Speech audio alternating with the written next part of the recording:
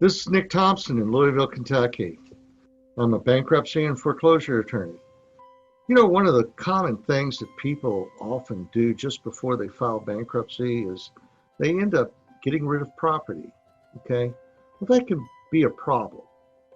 If you end up giving your mother your Mercedes SL 600 before you file bankruptcy and she only paid you $500 for it, that's what's called a fraudulent transfer. Basically, you gave her an expensive item and you didn't get what it was worth back. Essentially, it's not an arm's length transaction. It's not a fair exchange. And because you gave away that property, the trustee has the power to go to your mother and say, okay, you now need to give that Mercedes back, or you need to pay us what that Mercedes was worth. You've actually placed your mother into a bad situation, although you were just trying to save the car. If you had kept the car, you actually may have been able to have kept that older Mercedes. You see, you've got exemptions that allows you to keep property. You've got up to $25,000 in a house. If you don't use that $25,000 towards that house, you can use half of that $25,000 as a wild card exemption. It may be that together with the $4,000 car exemption and a $12,500 wild card exemption, you could have kept a fairly decent car. But by giving it to your mom, it no longer belongs to you. Since it doesn't belong to you, you can't use the wild card exemption. You can't use the car exemption. You can only exempt out your property, not mom's, okay? By transferring it, you've actually lost the property. I know you were trying to keep it, but you needed that car.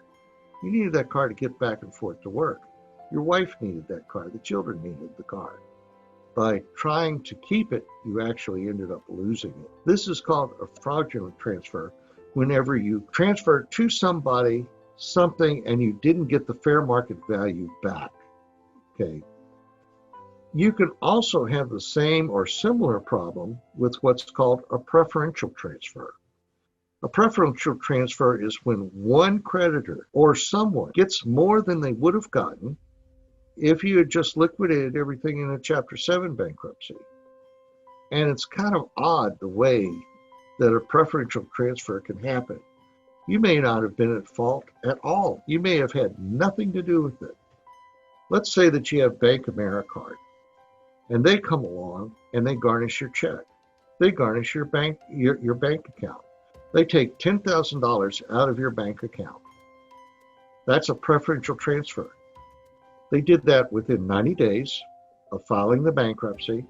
They got $10,000 of your property, and the other creditors got nothing.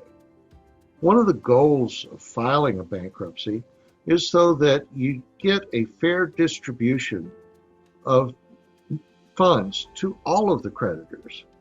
It's not that one person comes along and he's a hog and he gets to the feeding trough first. And that's what happens if you are left in state court and you don't file bankruptcy. Quite often, the first most vicious creditor who files the lawsuit first and that attaches wages and attaches assets, they're the ones that get everything. And the person that worked with you and they were kind to you and they tried to allow you to live, that person is the last one to file their lawsuit against you, and they're the ones that got the least. By filing bankruptcy, if there are assets, and there very rarely are any assets to give to the creditors, but if there are assets, everybody shares equally based upon the claims that they file with the court, okay? So if 10% is to be given back to the creditors, everybody that files a claim gets that 10%. It's not that one person gets 100% and everybody else got zero, okay?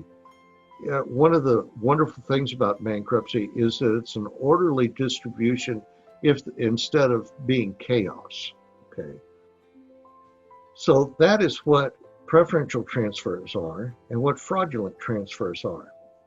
However, another issue of fraud that you might think about for 1 minute, sometimes people are slightly tempted to go out and charge up their credit cards just before they file bankruptcy. If you end up doing this, this is also a fraud, but it's relatively rare that somebody comes along and says, oh, he charged up my credit card the day before filing bankruptcy. If he went out and bought Rolex watches, and if he went out and he bought perhaps fur stoles for the wife, jewelry, something like that, these are luxury items. And if you charge these up the week before you file bankruptcy, you probably knew that you were in financial straits. The bank didn't know about it. And it's kind of obvious that this is a fraud on the bank. However, if you had a flat tire and you pulled into big O tires and you replaced your tires because you were on the road and you had to get to work, and you did that a week before you filed bankruptcy, you probably didn't intend to defraud the credit card company. There are a list of at least 20 different factors that a judge looks at to decide whether fraud happened in a transaction like that. These things happen all the time, and it's fairly rare for the credit card or a creditor to come into court and try to reverse this.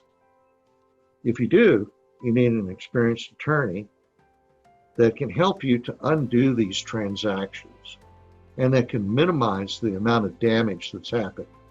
You need an attorney that sits down and knows you. He doesn't hand you off to a secretary. He doesn't hand you off to a younger attorney. He doesn't hand you off to a paralegal. He knows what happened in your life. He knows what happened in the prior 6 months because he sat with you and he's talked to you about all of these things. So these things don't crop up as problems in your bankruptcy case. You're paying out a wonderful fee to the bankruptcy attorney to be familiar with the facts of your case. I don't hand you off to a paralegal. I don't hand you off to a secretary or to a younger attorney. I personally prepare your bankruptcy and spend the time with you to come up with an action plan that is right for you and your situation.